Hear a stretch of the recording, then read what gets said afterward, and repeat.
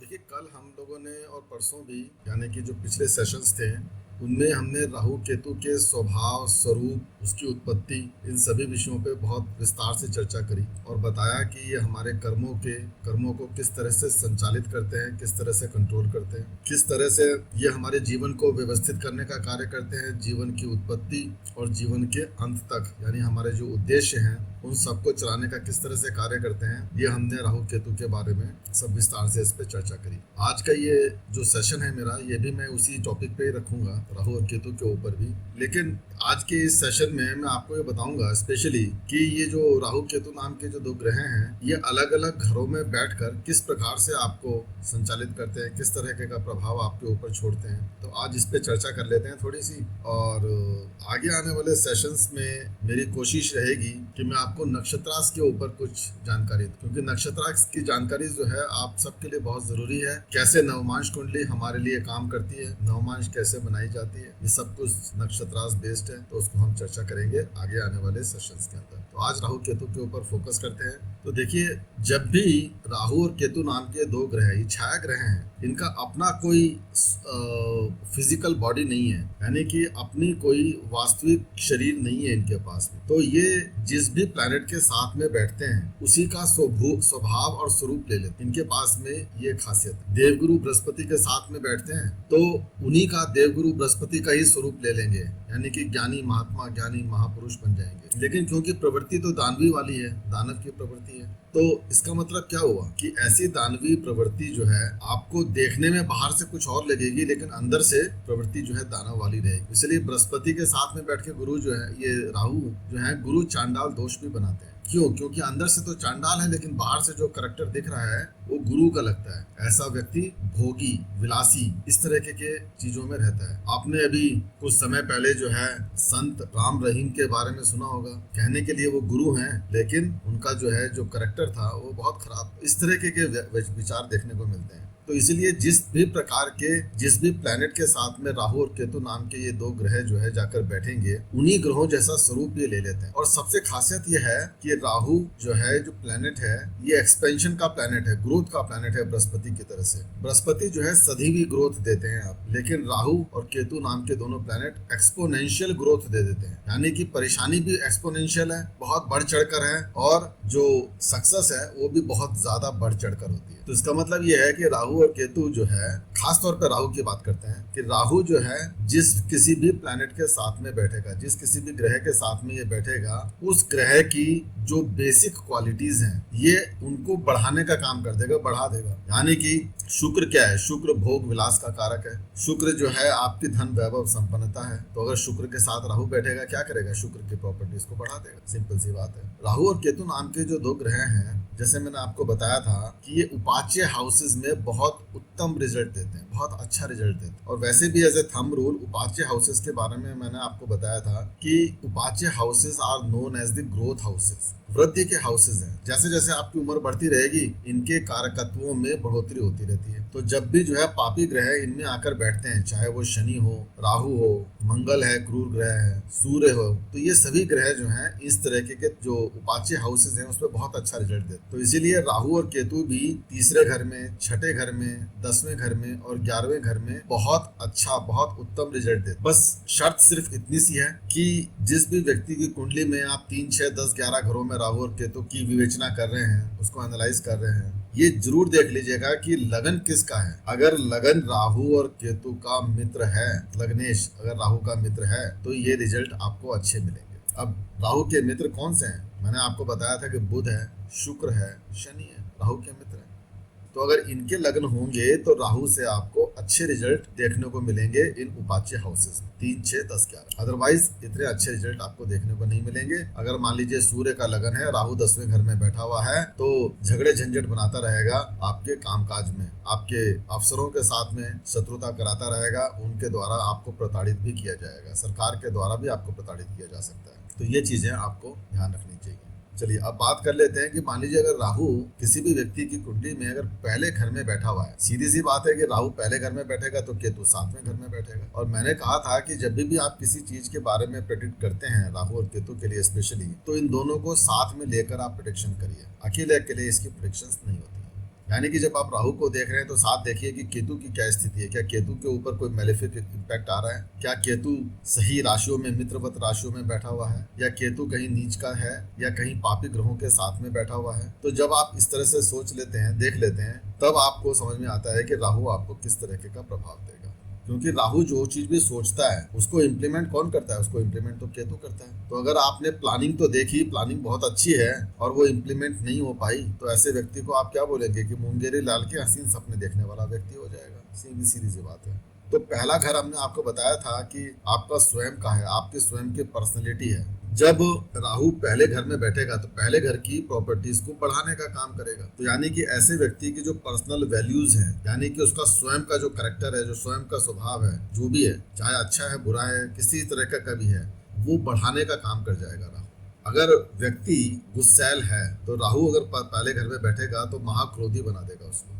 व्यक्ति अपने आप को अहंकार में डूब जाता है, क्योंकि यहाँ पे सूर्य उच्च का होता है। आपको पता है मेष राशि में पहले घर में सूर्य उच्च का प्रभाव देता है। तो यहाँ पे राहु जो है अपने आप को सूर्य से यानी राजा से कम नहीं समझता। तो ऐसा व्यक्ति को घमंडी बना देता है बहुत। वो अपनी पर्सनल वैल्यूज बहुत ज्यादा वैल्यू देता है, उसको बहुत अपने आप को इम्पोर्टेंस देता है, और दूसरे लोगों को, जनरल पब्लिक को, और अपनी जो पार्टनरशिप होती है, किसी के साथ में भी पार्टनरशिप कर रहा है बिजनेस के लिए या फिर अपने लाइफ पार्टनर को, बहुत हीन भावना से देखता है जहाँ पे केतु बैठा हुआ है। तो व्यक्ति जो है अपने को इम्पोर्टेंस बहुत देगा, बहुत ज्यादा इम्पोर्टेंस देगा, और दूसरे व्यक्ति को नीचा दिखाने की कोशिश करता है। तो ऐसे व्यक्ति के जीवन में वैवाहिक सुखों में कमी बहुत आसानी से देखी जा सकती है। ऐसे व्यक्ति को आप क्या बोलेंगे, क्या शिक्षा देंगे उसको? क्योंकि यहाँ पे इस घमंड के कारण उसको जीवन में बहुत परेशानियों का सामना करना पड़ता है। फिर भी जो है उसकी परेशानियां कम नहीं होती, बढ़ती रहती हैं, निरंतर बढ़ती रहती है। ऐसे व्यक्ति के लिए आप क्या शिक्षा देंगे उसको? सीधी सी बात है, आप उसको बोलिए कि आप अपने आप को इम्प्रूव करिए, आप अपने आप को मेडिटेशन में लेके जाइए, कुछ योगा अभ्यास कीजिए, और फिजिकल, क्योंकि मंगल की मेष राशि आती है, मंगल कौन है? एथलीट है, यानी जो बॉडी है, शरीर। तो ऐसे व्यक्ति को आप बोलिए, कहने लगे कि आप अपने एनर्जी को सड़कों पे बहाइए, अपने मतलब एक्सपेंड कीजिए, कुछ कर्म कीजिए, मेहनत करिए। मेहनत कैसे होती है? भागिए, दौड़िए, एक्सरसाइज कीजिए, जिम जाइए, जहाँ पे उसका पसीना गिरे, यानी कि जहाँ पर वो अपने समय को लगाए, लेकिन साथ ही साथ अपने शरीर की ऊर्जा को खर्च करे। उसके शरीर की जितनी ऊर्जा वो खर्च होती रहेगी, उसका अहंकार, वो सब माइंड, वो सब कंट्रोल में रहेगा। ऐसा व्यक्ति जो है जनरली अपने ओन इनिशिएटिव के ऊपर, वो जो कर रहा है वही सही है, वो कहता है मैंने जो सोचा है, मैंने जो किया है वही सही है, दुनिया में बाकी सब बेवकूफ। तो ऐसे व्यक्ति को आप एक शिक्षा ये भी दे सकते हैं कि देखो, आप जो सोच रहे हैं अच्छी बात है, लेकिन जरा दूसरों से भी सलाह ले लिया करो। ऐसे लोगों को इस चीज के लिए आपको गाइड करना चाहिए एज एन एस्ट्रोलॉजर।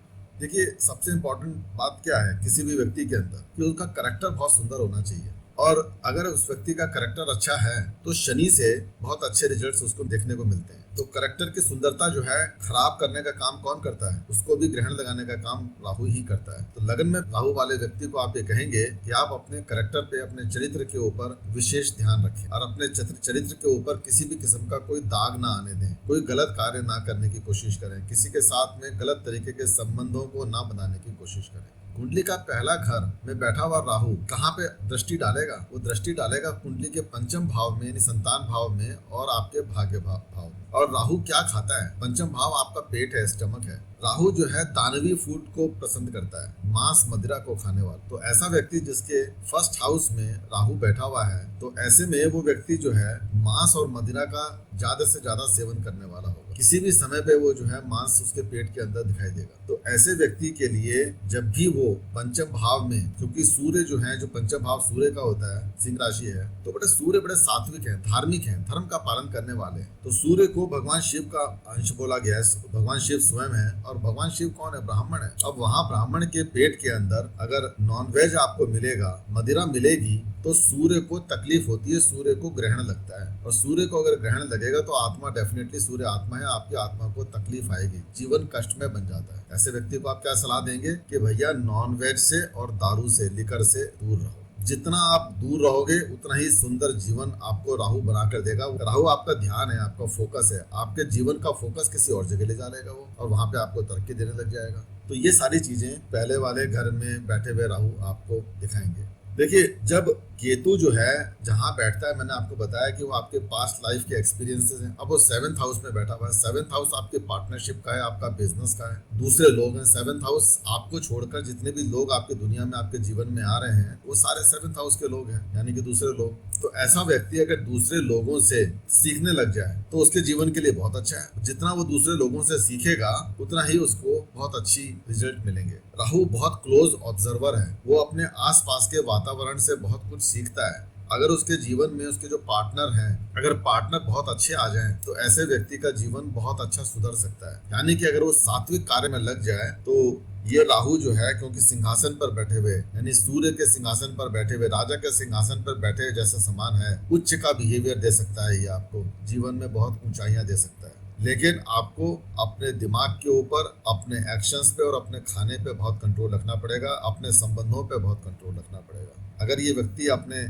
चरित्र को संभाल कर रखता है, शराब, जुआ, दारू, इन सब चीजों से दूर रहता है। और यहाँ पे एक चीज और भी देखी गई है कि ड्रग्स का सेवन करने लग जाता है कई बार आदमी, तो ड्रग्स जैसी चीजों से दूर रहे, नशे से दूर रहे, तो ये राहु उसको बहुत कुछ जीवन में लाकर दे सकता है। घर में बैठे बिठाए छप्पर फाड़ कर दे सकता है, इतनी बढ़िया है। लेकिन ये जो पार्टनरशिप है अगर गलत हो गई तो ये पार्टनरशिप उसको जीवन को डुबोने के लिए सफिशिएंट साबित होगी, यानी कि बहुत खराब स्थिति दे देगा। अगर पार्टनर, संबंधी जिसके साथ वो संबंध बना रहा है, अगर वो गलत है तो उसको बहुत जीवन में कष्ट मिलेंगे। चलिए आगे चलते हैं। देखिए, राहु अगर आपके 2nd हाउस में पहुंच गए और केतु आपके अष्टम भाव में पहुंच गए तो क्या दिखाएगा आपकी। मैंने आपको बताया था कि 2nd हाउस जो है आपका धन, कुटुंब और वाणी का है। और राहु क्या करेगा, अपने स्वभाव के हिसाब से आपकी वाणी पे प्रभाव डालेगा, आपके धन की स्थिति पे प्रभाव डालेगा और आपके परिवार के ऊपर प्रभाव डालेगा। और मैंने आपको बताया था कि जो परिवार है संबंधों पे चलता है, और राहु को संबंधों से कुछ लेना देना नहीं है। राहु मेटेरियलिस्टिक वर्ल्ड का प्लैनेट है, उसको तो मेटेरियलिस्टिक यानी भौतिक सुख चाहिए। तो ऐसा व्यक्ति परिवार से भी भौतिक सुखों की इच्छा रखेगा, परिवार से भी धन की इच्छा रखेगा, परिवार से उम्मीद करेगा कि वो सब उसके लिए अच्छा अच्छा बोले, उसकी तारीफ करें, उसको सब कुछ, उसको ऊपर से सिर पे बिठा के रखे। लेकिन ये क्या करेगा, ये परिवार से सिर्फ और सिर्फ झगड़े झंझट पैदा करता रहेगा, गलत वाणी का यूज करेगा। दूसरा घर आपका भोजन है, आहार है, और जब राहु वहां पर पहुंचेगा तो निश्चित रूप से किसी भी व्यक्ति की कुंडली उठाकर देख लीजिएगा, अगर राहु दूसरे घर में बैठा हुआ है, केतु अष्टम में है, वो व्यक्ति नॉन वेज के बिना जिंदा नहीं रह सकता। यानी कि वो कहेगा कि भैया मैं मर जाऊंगा लेकिन नॉन वेज खाना नहीं छोड़ूंगा। दारू भी खूब पिएगा वो, तो रोजाना पिएगा। तो ऐसे व्यक्ति को आप इससे दूर रहने की सलाह देंगे, ये भी ध्यान रखें। देखिए, जो दूसरा घर है वो आपके परिवार की एक्यूमुलेटेड फाइनेंशियल वेल्थ है। जो वेल्थ है, आपकी जो फाइनेंशियल स्थिति है, वो 2nd हाउस है। यहाँ पे राहु जो है ऐसा तिकड़म, क्योंकि राहु तिकड़म बाज है, तो ऐसे व्यक्ति जो है अपने परिवार की वेल्थ को बढ़ाने के लिए तिकड़मबाजी यूज करता है। पैसा कहाँ से आ रहा है, सही माध्यम से आ रहा है, गलत माध्यम से आ रहा है, उसको सही गलत में अंतर नहीं होता। वो जो है किसी भी गलत तरीके से भी पैसे को लाने की कोशिश करता है, और यहाँ पे उससे बहुत बड़ी गलतियां भी होती हैं। क्योंकि राहु जो है जब दूसरे घर में होगा तो 6th भाव पे, 6th हाउस के ऊपर दृष्टिपात करता है, 8वें भाव पे दृष्टिपात करता है। और ये दोनों घर जो हैं परेशानी झंझट के हैं, झगड़े के हैं। केतु जो है कहाँ देखेगा, अष्टम में बैठ के द्वादश भाव को देखता है, यानी कि 5वां घर, 8वां घर और 6ठा घर और 12वां घर, ये सब एक्टिव है। और जब ये ऐसे एक्टिव होंगे तो ऐसे में कोर्ट कचहरी मुकदमों की संभावना बढ़ जाती है। अब वो कोर्ट कचहरी मुकदमे जो हैं, चाहे तो वो संबंधों को लेकर हों, यानी कि अगर पारिवारिक संबंध हैं तो उनमें कटुता आएगी, उसके वजह से कोर्ट कचहरी मुकदमे हो सकते हैं। अगर रिलेशनशिप में है, कोई व्यक्ति मैरिड है, तो मैरिड लाइफ में डिस्टर्बेंसेस देखने को मिल सकते हैं। क्योंकि मैरिड लाइफ कहाँ से होती है, 7th भाव से, 7वें घर से देखी जाती है। और जब राहु 7th से अष्टम में जाकर बैठेगा, यानी 2nd हाउस में आपके, तो वहां पे परेशानी देगा, दिक्कत आएंगी। तो ऐसे में जो है ये राहु आपको कोर्ट कचहरी तक चक्कर लगवा देता है। ऐसे व्यक्ति को आप क्या सलाह देंगे, आप उसे सलाह दीजिए कि भाई जो दूसरों के रिसोर्सेज हैं उस पे गलत निगाह मत रखो। आप अपने माध्यम से, अपने स्वयं के माध्यम से रिसोर्सेज बिल्ड करने की कोशिश करो, परिवार की मदद करने की कोशिश करो। और अगर वो ऐसी कोशिश करता है व्यक्ति, तो निश्चित रूप से उसका जो है, जो भाग्य है, जो डेस्टिनी है, वो बढ़ जाती है, इंप्रूव हो जाती है। ऐसे व्यक्ति को एक और सलाह आप दे सकते हैं और उसको ये कहेंगे, कहने लगे कि जो पैसा है उसको लोन के माध्यम से लेने की कोशिश मत करो, क्योंकि राहु की दृष्टि छठे घर पे पड़ रही है, छठा घर कर्जे का है। तो ऐसा व्यक्ति अपने घर परिवार के लिए या अपने मौज मस्ती के लिए या अपने स्वयं के लिए जो धन एकत्रित करता है उसमें ज्यादातर पोषण जो है दूसरों के धन का यानी कि कर्जे का भी होता है। ऐसा व्यक्ति कहीं से भी पैसा ले लेगा, उसको वापस नहीं करेगा, जिससे भी किसी से भी पैसा ले लिया कभी वापस नहीं करेगा। तो ऐसे व्यक्ति के पीछे जो कोर्ट केसेस होते हैं उसके पीछे पैसे का मैटर देखने को जरूर मिलता है। दूसरा घर क्योंकि फैमिली का होता है तो फैमिली के वजह से कोर्ट कचहरी के बहुत मुकदमे होते हैं। और दूसरा घर क्योंकि शुक्र की राशि है और शुक्र जो है संबंधों का, रिलेशनशिप का देवता है, क्योंकि 7th हाउस को रूल करता है। तो ऐसे व्यक्ति के जीवन में मैरिज लाइफ को भी लेकर डिस्टर्बेंसेस देखी गई हैं, परेशानी और झगड़े झंझट देखने को रहते हैं। मैरिड लाइफ में भी मुख्य मुद्दा जो होता है उसमें पैसे को लेकर एक्सपेक्टेशन ज्यादा रहती है, जिस वजह से संबंध खराब होते हैं। तो पैसे का यहाँ भी रोल आता है। दूसरा रोल जो है जो संबंध खराब होने के पीछे आता है उसमें वाणी भी इंपॉर्टेंट रोल प्ले करती है। यहाँ पे व्यक्ति जो है जब भी किसी से रिलेशनशिप मेंटेन करेगा उसके लिए अपशब्दों का यूज कर देता है, जिसके वजह से उसके मैटर खराब होते हैं, उसका भाग्य भी डिस्टर्ब हो जाता है ऐसे में। और जो अष्टम केतु है, केतु जो है चोट फेंट दुर्घटनाओं का कारक है और केतु जो है सर्जरीज वगैरह कराता है। जब केतु अष्टम भाव में पहुंचेगा तो एक्सीडेंट्स कराएगा, चोट फेंट दुर्घटना कराएगा, खून बहाएगा और अल्टीमेटली हॉस्पिटल में एडमिट करके उसको सर्जरीज भी करवा देगा। तो ये देखिए, ये जब मैंने चीजें बताई, जब ये लोअर प्रिंसिपल पर ये प्लैनेट काम करेंगे तो इस तरह के नकारात्मक रिजल्ट आपको दे सकते हैं। यहाँ पे चरित्र को संभालना बहुत जरूरी है, अपने खान पान को संभालना बहुत जरूरी है, अपनी बुद्धि को कंट्रोल में रखना बहुत जरूरी है, पारिवारिक संबंधों को, दूसरे लोगों के साथ संबंधों को मजबूत रखना बहुत ज्यादा जरूरी है। और अपने धन के ऊपर ही निगाह रखना, दूसरे के धन पे निगाह ना रखना, ये सबसे ज्यादा जरूरी है। और कर्जे के ऊपर मतलब किसी भी प्रकार का कर्जा ना लेना, लोन ना लेना ऐसे व्यक्ति के लिए बहुत ज्यादा जरूरी होता है। तो अगर वो व्यक्ति इस सब चीजों को लेकर चलता है तो सेकंड राहु उसको अच्छे रिजल्ट्स भी दे सकता है, अनएक्सपेक्टेड गेन दे सकता है, बड़े लाभ दे सकता है। कहाँ से देगा? विदेश से, क्योंकि केतु की 5वीं दृष्टि कहाँ जा रही है? कुंडली में 12वें घर के ऊपर जा रही है। केतु की 9वीं दृष्टि जाती है 4थे घर के ऊपर। और केतु की दृष्टि कैसी है? केतु क्या है? सेपरेटिव टेंडेंसी का प्लैनेट है, घर से दूर करने का काम करेगा। तो यानी कि जब राहु कंट्रोल में रहेगा तो केतु से आपको बेस्ट रिजल्ट मिलेंगे और आप विदेश में जाकर अच्छा धन कमा सकते हैं, अच्छे बिजनेस को कर सकते हैं, बहुत अच्छी आपको रिजल्ट्स मिल सकते हैं। तो इंसान अपने ही कर्मों से अपने ग्रहों को खराब करने का काम करता है। आगे चलते हैं, तीसरे घर में बात करते हैं। तीसरा घर मैंने आपको बताया था कि ये उपाच्य हाउस है और इसमें तो सभी पापी ग्रह बहुत अच्छा रिजल्ट देते हैं। तो राहु भी यहाँ पर बहुत अच्छा रिजल्ट देगा, क्योंकि तीसरा घर किसका है? तीसरा घर, सबसे पहली बात ध्यान रखिए कि ये राहु के परम शत्रु मंगल का कारक स्थान है। यहाँ पे मंगल जो है कारकत्व लेकर बैठते हैं।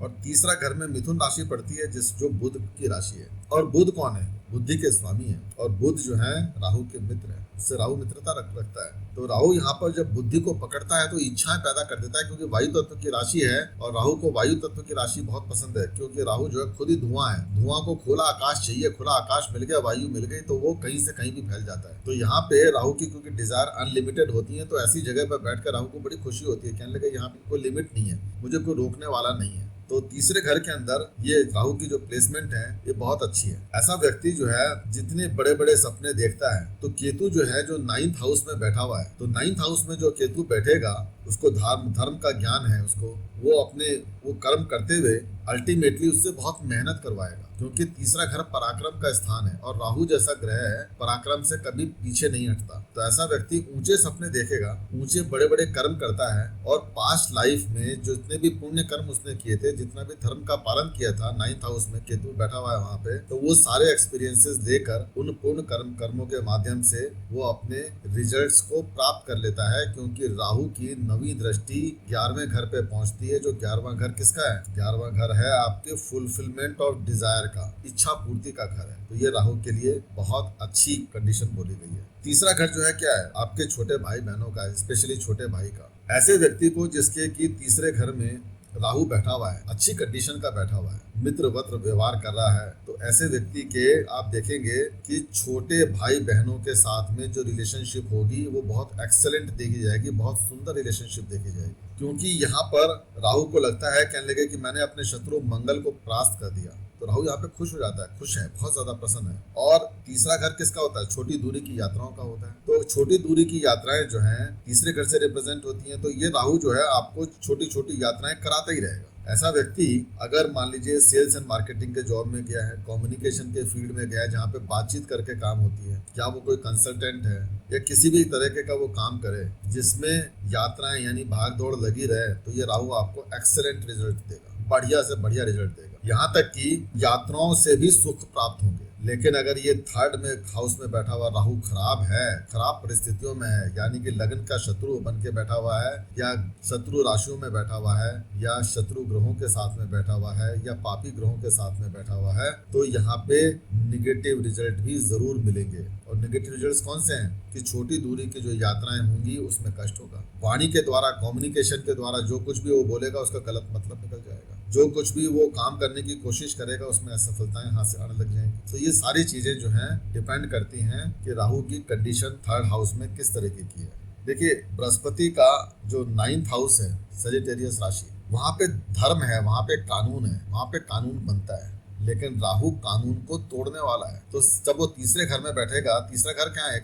9th हाउस से जस्ट अपोजिट है। तो तीसरे घर में बैठा हुआ राहु किसी भी प्रकार के कानून को मानने की कोशिश नहीं करता, कोई कानून नहीं मानता। तो यानी कि तीसरा घर हमारे जो है, जो देश है, देश की नेशनल प्रॉब्लम्स को दिखाता है। और नेशनल प्रॉब्लम्स को क्यों दिखाता है? क्योंकि यहाँ पे धर्म संसद है। तो धर्म संसद ने जो कानून बनाए, तो राहु उन सब को काटने की कोशिश करता है। ऐसे व्यक्ति जो है एक्टिविस्ट होते हैं, एक्सट्रीम व्यू रखने वाले होते हैं। कोई भी कानून बनाकर रखो उनको और वो हमेशा बोलेंगे, कहने लगे ये तो गलत है, इसमें तो ये प्रॉब्लम है, इसमें इसको तो ये अप्लाई नहीं कर सकते, इसको फॉलो नहीं कर सकते। तो इस तरीके के व्यक्ति जो है जिनके तीसरे घर में राहु होगा, वो अपने गुरु को सम्मान नहीं देंगे, कभी भी अपने टीचर को कभी सम्मान नहीं देंगे, अपने पिता के साथ उनको कष्ट होगा, पिता से दूरी बनेगी। तो ये आप चीजें जरूर देखेंगे। शॉर्ट ड्यूरेशन जर्नीज उनके जीवन में बहुत ज्यादा देखने को मिलेंगी। और जिस समय केतु एक्शन में आएंगे तो लंबी दूरी की यात्राएं भी यानी विदेश यात्राएं भी जरूर कराएंगे थर्ड राहु। ठीक है, तो ये देख लीजिएगा कि यात्राओं से बेनिफिट होगा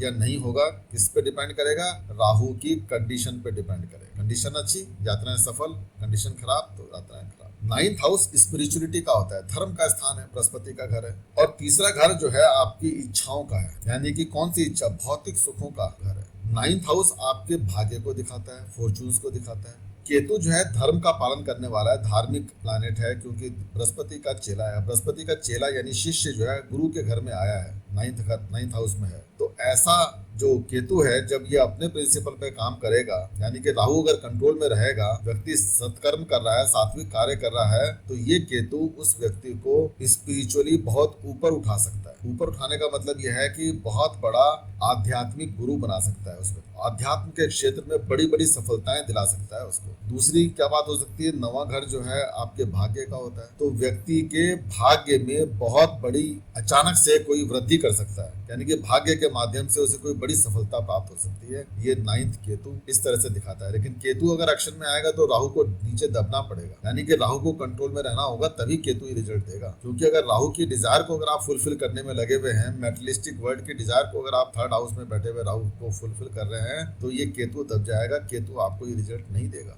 ये ध्यान रखिएगा। चलिए आगे चलते हैं। अगर राहु आपके चौथे घर में पहुंच गया तो राहु क्या करेगा? भाई सीधी सी बात है, चौथा घर किसका है? माता का है, भौतिक सुखों का है। आपके घर, जमीन जायदाद, आपकी प्रॉपर्टी का है, आपकी गाड़ी का है, व्हीकल को रिप्रेजेंट करता है। और फैमिली से मिलने वाले जितने भी खुश होते हैं, आपके घर से मिलने वाले जितनी भी आपको प्रसन्नता प्राप्त होती है, वो चौथा घर रिप्रेजेंट करता है। राहु यहाँ पर बैठकर क्या करेगा? राहु यहाँ पर बैठकर आपको इन सब चीजों के पीछे दौड़वाएगा, भागने लग जाएंगे आप उसके पीछे।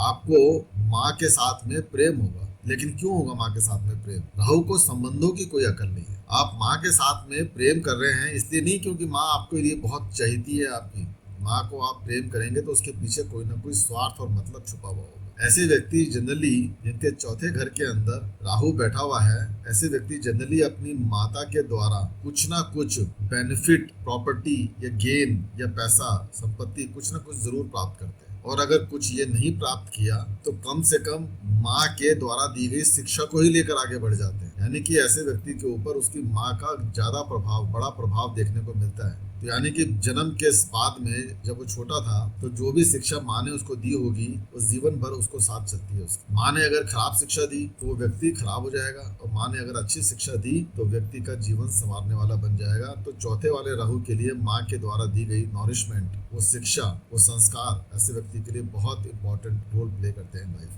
ऐसा व्यक्ति जो है, जो अचल संपत्ति है और चल संपत्ति है, ये दोनों चीजें उसके जीवन में प्रचुर मात्रा में देखी जाती है। यानी कि घर उस व्यक्ति के पास में जरूर होगा जिसका फोर्थ राहु है, उसके पास में गाड़ी जरूर होगी। अब गाड़ी जरूरी नहीं है कि भैया आपको कार कोई मर्सिडीज मिले या लग्जरी गाड़ी कोई बहुत बड़ी मिले, वो डिपेंड करता है आपके शुक्र की कैसे स्थिति है, आपके पास में कितनी बड़ी प्रॉपर्टी है, कितना बड़ा आपका बंगला है, मकान है, जमीन जायदाद है। ये डिपेंड करेगा आपके मंगल के ऊपर। और क्योंकि जो भी चीजें आप खरीदते हैं उसके लिए आपको धन चाहिए होता है, संपत्ति चाहिए। संपत्ति को खरीदने के लिए या तो संपत्ति आपके पास हो जिसे आप बेचकर दूसरी संपत्ति खरीद सके, या संपत्ति को खरीदने के लिए आपके पास धन चाहिए। अब अगर आपको धन चाहिए तो उसके लिए आपको मेहनत करना पड़ेगा, परिश्रम करना पड़ेगा, और ये परिश्रम का प्लैनेट है कौन? शनि। तो यानी कि आप जो है शनि यानी कर्म के माध्यम से अपने फोर्थ राहु की इच्छाओं को पूरा करने का काम करते हैं। तो चौथे घर में बैठा हुआ राहु आपको किस तरह से फायदा देगा, तो इसके लिए आपने क्या देखना है? अपने शुक्र को देखना पड़ेगा। चौथे घर में बैठे हुए राहु आपको किस तरह का रिजल्ट देखना देगा, प्रॉपर्टी कितनी होंगी आपके पास में, आपको अपने मंगल को देखना होगा। व्हीकल, गाड़ी कौन सी होगी, छोटी होगी, मोटरसाइकिल होगी, कार होगी, बड़ी होगी, अपने शुक्र की स्थिति को देखनी होगी। कितना रुपया, पैसा, संपत्ति आपके पास आएगा, तो शनि और बृहस्पति को देखना आपके लिए जरूरी है। माँ से आपको कितना फायदा मिलेगा, कितना गेन मिलेगा, अपने चंद्रमा को देखिए कि चंद्रमा की कैसी कंडीशन है। चंद्रमा की कंडीशन अच्छी है तो माँ से संस्कार भी अच्छे मिलेंगे और माँ से बेनिफिट भी जरूर प्राप्त करता है व्यक्ति। ऐसे व्यक्ति को इमूवेबल प्रॉपर्टी से यानी कि अचल संपत्ति से जरूर कुछ ना कुछ फायदा मिलता हुआ देखा गया है। ऐसा व्यक्ति अपने जीवन में पारिवारिक सुखों के पीछे भागता है, हमेशा पारिवारिक सुखों को, यानी कि वो कहता है कि परिवार से अगर मुझे सुख मिल जाए तो मेरा जीवन अच्छा हो जाए, सुधर जाए। ऐसे व्यक्ति जो है जीवन में परिवार के सुखों के लिए भागता है। परिवार से कुछ सुख मिल भी जाए तो उसका कभी पेट भरता नहीं है, क्योंकि सेटिस्फेक्शन उसके जीवन में कभी नहीं आता। तो दिन रात वो पारिवारिक सुखों के पीछे भागेगा, अपने भौतिक सुखों के पीछे भागेगा, लेकिन कभी उसको सेटिस्फेक्शन लाइफ में आ ही नहीं पाता। और अल्टीमेटली थक हार करके वो कहता है कि यार सब कुछ भी है मेरे पास में, सारी प्रॉपर्टीज हैं, सब कुछ है, लेकिन मानसिक सुख मेरे पास में नहीं है, परिवार का सुख मेरे पास में नहीं है। अब राहु क्योंकि घर में बैठा हुआ है, आपके फोर्थ हाउस में घर है आपका, तो घर में बैठा हुआ राहु नित्य प्रति आपको कुछ ना कुछ प्रॉब्लम्स देता ही रहेगा। और आप अपने घर में जो है, जो मजदूर है, जो काम करने वाले लोग हैं, वो कुछ ना कुछ काम करते ही रहते हैं। यानी कि घर के अंदर राहु क्या है? किसी भी प्रकार की गंदगी है तो टॉयलेट को रिप्रेजेंट करती है। अगर चौथे घर में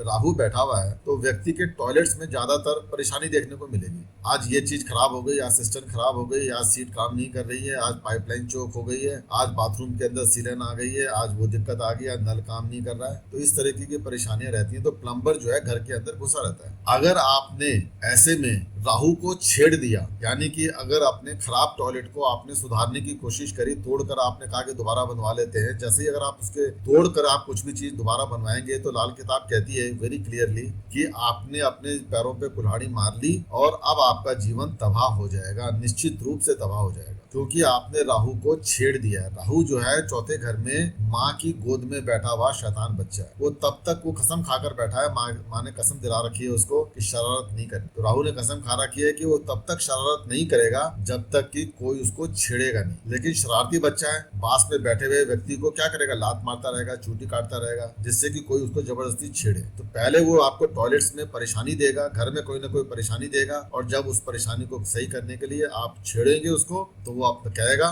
कहने की देखो मैंने तो कसम खा रखी थी, मैं तो कोई कष्ट देने वाला नहीं था, लेकिन इसने मुझे छेड़ दिया, अब तो मैं जरूर दूंगा। ऐसे व्यक्ति को आपको ये सलाह देनी चाहिए कि भैया किसी भी तरीके से करके आप अपने घर की छत को ना बदलवाएं कभी भी, क्योंकि छत भी किसको रिप्रेजेंट करती है? कुंडली का 12वां घर राहु है, ठीक है, मीन राशि। दूसरा मैंने आपको बताया कि टॉयलेट्स में कोई परिवर्तन ना करें। टॉयलेट को छेड़ेंगे, तोड़ेंगे, दोबारा से बनाने की कोशिश करेंगे, चौथे घर का राहु आपके लिए इतना नकारात्मक हो जाएगा कि आप सोच भी नहीं सकते। साथ ही साथ जो है राहु का काउंटर पार्ट है केतु। केतु रिप्रेजेंट करता है आपके घर में सीढ़ियों को। अगर आपके घर में सीढ़ियों को तोड़कर आप उसके ऊपर कुछ कार्य कराने की कोशिश करते हैं तो राहु एक्टिव होकर वो भी आपको तबाही कर देगा। राहु क्योंकि 12वें घर को रिप्रेजेंट करता है, यानी कि आपके घर की छत को रिप्रेजेंट करता है। अगर आपके घर की छत के ऊपर कूड़ा कबाड़ कचरा भरा हुआ है तो ये राहु आपका एक्टिव होकर आपको बहुत नकारात्मक रिजल्ट देगा। चौथे राहु वाले व्यक्ति के घर में बहुत सारा कूड़ा कचरा देखने को मिलेगा, कई जगह पे जाले देखने को मिलेंगे, कई जगह पे दीवारें चटकी हुई मिलेंगी, कई जगह पे चौखटें खराब मिलेंगी, किवाड़ खराब मिलेंगे, कब्जे कुंडे झूलते हुए मिलेंगे। तो कुल मिलाकर चौथे घर में बैठा हुआ राहु आपके घर को अपने जैसा बनाने की कोशिश करता है। राहु गंदा व्यक्ति है, कोढ़ी है, घर को भी कोड़ लगा देता है। चौथे राहु वाले व्यक्ति के जीवन में अगर राहु खराब है तो ऐसा व्यक्ति, उसके घर में आप जाएंगे तो सब सामान बड़ा महंगा महंगा होगा, लेकिन सब तितर बितर होगा, मेंटेन्ड नहीं होगा। घर की सीढ़ियां जो है मेंटेन्ड नहीं होंगी, तो उसमें सब में परेशानियां देखने को मिलती हैं। तो चौथा राहु आपको परेशानी देता रहता है, तो आपको ठीक करना चाहिए। अब राहु को कंट्रोल करने के लिए कौन है? माता है, माँ है। माँ कौन है? चंद्रमा, यानी कि पानी। तो अगर मान लीजिए कभी टॉयलेट ठीक करना पड़ रहा है आपको, क्या करेंगे आप? अपने पुराने वाले टॉयलेट की कुछ चीजों को दोबारा से यूज कर लीजिए, रीयूज कर लीजिए अपने नए टॉयलेट के अंदर। लेकिन तोड़ने से पहले अपने घर के अंदर पानी का,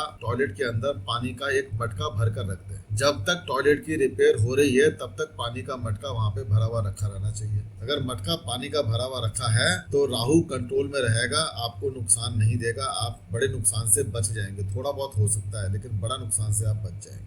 घर की छत को अगर कभी कुछ रिपेयर कराना पड़ जाए, बहुत मजबूरी हो रही है आपको रिपेयर करानी है, तो जो पुरानी वाली छत में से जितना भी सामान आपका निकला है उसी सामान को आप रीयूज कर लो नई छत के अंदर। तो राहु को घर से बाहर निकालने की कोशिश मत कीजिएगा उससे, यानी कि पुराने जो मलबा है उसको बाहर फेंकने की कोशिश मत कीजिए। उस मलबे को आप अपने ही नई छत में यूज कर लीजिए। अगर आप ऐसा कर लेते हैं तो राहु आपको नकारात्मक रिजल्ट देने से बचा लेगा। और अगर ऐसा नहीं होता है तो उस व्यक्ति के जीवन में आप चेक कर लीजिएगा, जैसे ही उसने अपने टॉयलेट को छेड़ा, जैसे ही उसने अपने घर की छत को रिपेयर किया, उसके जीवन में अनेकों परेशानियां आ गई होंगी। आप चेक कर लीजिएगा। ये चौथा राहु की खास बात। चौथा राहु मैंने आपको बताया था, जब राहु चौथे घर में है तो केतु ऑब्वियसली 10वें घर में होगा। और 10वां केतु क्या करेगा? आपको कामकाज में अस्थिर कर देगा, स्थिरता नहीं लाने देता। जब कामकाज अस्थिर हो जाएगा तो आप क्या करेंगे? आप घर के सुखों की तरफ भागेंगे। आप कहेंगे कि काम तो चल नहीं रहा है, घर में ही पड़े रहेंगे, और आपके जीवन को अव्यवस्थित करने का काम चौथा राहु कर देगा। ऐसे व्यक्ति के जीवन में जो कैरियर है, जो कामकाज है, वो हमेशा सेकंड प्रायोरिटी रहता है। पहली प्रायोरिटी क्या है? पहली प्रायोरिटी है अपना सुख, ओन प्लेजर। अपना सुख मिल जाए, घर का सुख मिल जाए तो क्या कहेगा? मेरा जीवन सफल है, कामकाज होता रहेगा बाहर। ऐसे व्यक्ति में ईगो भी बहुत देखने को मिलती है, क्योंकि ये रानी के घर में आकर बैठा हुआ है, चंद्रमा के घर में बैठा हुआ है, महल में बैठा है, तो यहाँ पे बहुत ईगोइस्टिक एटीट्यूड दे जाता है इंसान के। और ऐसे व्यक्ति को जो अपॉर्चुनिटीज मिलती हैं वो कोई बहुत एक्साइटिंग अपॉर्चुनिटीज राहु नहीं लेने देता। क्यों? क्योंकि उसका फोकस कहाँ पे? उसका फोकस तो है कुंडली के चौथे घर में, सुखों पे फोकस है, भौतिक सुखों पे। तो यानी कि उस व्यक्ति को जीवन में जो अपॉर्चुनिटीज मिलती हैं वो कोई बहुत great opportunities, prominent opportunities professional field में उसको मिल नहीं पाती। लेकिन मैंने आपको बताया था कि अचानक से भी सफलताएं मिल सकती हैं। अब अचानक से मिलने वाली सफलताएं केतु देगा। तो यानी कि जब भी दशा अंतरदशा में केतु एक्टिव होगा या फिर ट्रांजिट में जब केतु एक्टिव होगा तो अचानक से कोई बड़ी सफलता दे सकता है। यानी कि केतु ट्रांजिट में अगर आपके 4th हाउस से गुजर रहा है या 6th से गुजर रहा है या 2nd से गुजर रहा है तो भी आपको सक्सेस दे सकता है अचानक से। चलिए आगे चलते हैं, कुंडली के 5वें घर की बात कर लेते हैं। 5वां घर बच्चों का है, तो राहु यहाँ पे बैठकर क्या करेगा? बच्चों के साथ में जो रिलेशनशिप है उसको अफेक्ट करने का काम करेगा। ठीक है, किस तरह से अफेक्ट करेगा? तो राहु क्योंकि फोकस है तो उस बच्चे का फोकस जीवन में बच्चों की तरफ टिल्ट हो जाएगा। 5वां घर आपकी क्रिएटिविटी का है, तो आप हाईली क्रिएटिव हो जाएंगे। मौज मस्ती का है, एंटरटेनमेंट का है, आपका ध्यान सारा जीवन का एंटरटेनमेंट पर लग जाएगा, मौज मस्ती पर लग जाएगा। यानी कि जितनी भी प्रॉपर्टी मैंने पंचम भाव से संबंधित आपको बताई थी वो सारी की सारी राहु उनको करने में लग जाएगा। और आपके जो पूर्व जन्म के पुण्य कर्म थे, राहु क्योंकि मुंह है, खाता है, तो उन सारे पुण्य कर्मों को खाने लग जाएगा, खत्म करने लग जाता है। और जब पुण्य जन्म के, पिछले जन्म के जो पुण्य कर्म है जब वो खत्म होने लग जाते हैं तो इंसान को क्या तकलीफ आती है? सबसे पहली बात यह है कि फैमिली लीनिएज इंपैक्ट होती है। तो इसीलिए सूर्य के घर में आया हुआ राहु पंचम भाव में क्या बोला गया है? पंचम भाव में बैठे हुए राहु को बोला गया है कि ये पितृदोष का निर्माण करता है। और अगर सूर्य के साथ में बैठा हुआ है या सूर्य को दृष्टिपात करता है तब तो निश्चित रूप से आप कह सकते हैं कि उसकी कुंडली के अंदर पितृदोष आ गया। जब भी पितृदोष आएगा तो क्या दिक्कत आती है? सबसे पहली बात यह है कि संतान उत्पत्ति में प्रॉब्लम आ जाती है। ये लव रोमांस का घर है। 99% कुंडलियों में देखा है कि ऐसे व्यक्ति की जो शादी है वो अस्थिर हो जाती है। लव रोमांस होता है तो वो ब्रेक हो जाएगा, शादी होगी तो डाइवोर्स हो जाएगी। कम से कम 2 शादियां तो राहु यहाँ पर बैठकर करा देता है। यारी दोस्ती बहुत होगी, लेकिन किसी से भी यारी दोस्ती चलेगी नहीं। इसके जीवन में लड़कियां बहुत आएंगी, लव रोमांस बहुत लोगों से करेगा, लेकिन लव रोमांस में सक्सेस बहुत मुश्किल से मिल पाती है। यहाँ पे व्यक्ति का जो फोकस है वो लव रोमांस में ज्यादा है, ना कि संबंधों में स्थिरता को लेकर है। तो ऐसा व्यक्ति जो है भोगी होता है, लंपट होता है। उसके पास में जीवन में लव रोमांस क्यों कर रहा है? क्योंकि उसको भौतिक सुख चाहिए, प्लेजर चाहिए, रिलेशनशिप से प्लेजर चाहिए, उसको सुख चाहिए, बस उसको इतना ही पता है। लेकिन विवाह से उसकी क्या जिम्मेदारी है, उस जिम्मेदारी को कभी भी इसको निभाना नहीं आता। पंचम भाव स्पेकुलेटिव गेन्स का है। अचानक से मिलने वाली धन संपत्ति जो है, शेयर, लॉटरी, सट्टा, तो इन सब चीजों में भी पंचम भाव में बैठा हुआ राहु उसको, उसके दिमाग को वहां पे लगवाता है और अचानक से ही फायदा भी करा देता है और अचानक से ही बड़ा नुकसान कराता है। तो शुरुआत में आपको फायदा मिलते हुए देखा जाएगा पंचम राहु के थ्रू, और उसके बाद में आपको बड़े नुकसान होंगे। तो ऐसे व्यक्ति को ज्यादातर शेयर मार्केट वगैरह से दूर रहना चाहिए। लेकिन अगर पंचम भाव के राहु के समय पे शुक्र की स्थिति अच्छी है और राहु जो है लग्नेश का मित्र है, तो ये राहु आपको फायदा करा सकता है। शुक्र जो है सबसे बेस्ट प्लेसमेंट शुक्र की जो है आपकी कुंडली के चौथे घर में बोली गई है, और धन के कारक बृहस्पति की सबसे अच्छी पोजीशन बोली गई है लगन के अंदर। लग्नेश बृहस्पति है, शुक्र चौथे घर में बैठे हुए हैं, राहु मान लीजिए अगर आपके जो है 5वें घर में है, तो आपके जीवन में सक्सेस जो है पैसे से संबंधित अचानक से बहुत बड़ी अच्छी सक्सेस मिल सकती है। दोस्तों से भी अच्छे संबंध मिल सकते हैं आपके। और यहाँ तक कि क्योंकि लगन में जब बृहस्पति आकर बैठेंगे तो उनकी दृष्टि पड़ेगी 7वें घर के ऊपर, तो जो कोर्ट कचहरी के जो मुकदमे हो रहे हैं संबंधों में विच्छेद को लेकर, वो विच्छेद होने से बच जाएगा इंसान, उसका डिवोर्स नहीं होगा, सेपरेशन की नौबत नहीं आएगी, वो अपने संबंधों में थोड़ी स्थिरता ले आएगा। तो ये बृहस्पति की दृष्टि का कमाल है। और व्यक्ति, मैंने आपको बताया कि पंचम भाव क्रिएटिविटी का है, तो बहुत क्रिएटिव होता है। ऐसे व्यक्ति को म्यूजिक में, फाइन आर्ट्स में, डांस में, फोटोग्राफी में बड़ा होता है, सेल्फी खींचने का बड़ा शौक होता है ऐसे। आगे चलते हैं, राहु अगर छठे घर में आता है तो छठा घर तो उपाच्य हाउस है, बहुत अच्छी बात है। लेकिन छठा घर किसका है? रोग, ऋण, शत्रु, दुर्घटना, कर्जा, मुकदमा का है। तो ऐसा व्यक्ति शत्रुओं पे विजय प्राप्त करेगा, रोगों के ऊपर भी विजय प्राप्त करेगा, लेकिन रोग देगा बहुत जरूर। यानी कि उसको बीमारियां भी बहुत होंगी, गुप्त बीमारियां होंगी जो कि आसानी से डॉक्टरों के पकड़ में नहीं आएंगी, लास्ट स्टेज में पकड़ में आएंगी मुश्किल से, और उससे लड़ने की क्षमता, बीमारियों से लड़ने की क्षमता भी ये राहु बहुत देता है। ऐसा व्यक्ति जो है ज्यादातर